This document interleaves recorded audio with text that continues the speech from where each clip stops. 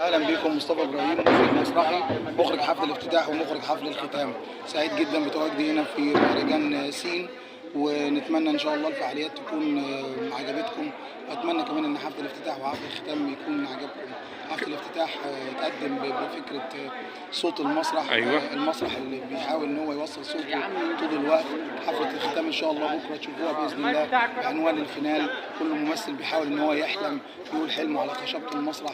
احنا بنحاول على قد ما نقدر نوصل اصوات الشباب على خشبه المسرح. سعداء بتواجدكم، ونتمنى ان انتم تكونوا موجودين معانا دايما. استاذ مصطفى ابراهيم، احنا بنتكلم عن ما هو الجديد بالنسبه للاستاذ المخرج مصطفى ابراهيم. ان شاء الله باذن الله عروض جديده باذن الله في سوهاج، في القاهره، في هنا باذن الله. اتمنى ان انتم تتابعوا الصفحه الشخصيه بتاعتي باذن الله، وان شاء الله تلاقوا كل العروض الجديده باذن الله موجوده باذن الله عن قريب باذن الله جدا جدا جدا.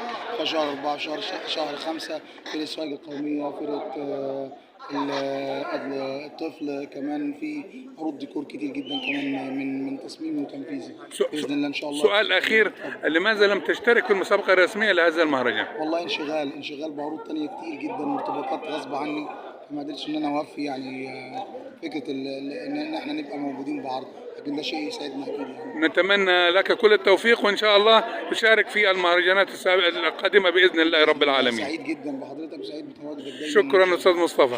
شكرا لحضرتك. شكرا. السلام عليكم.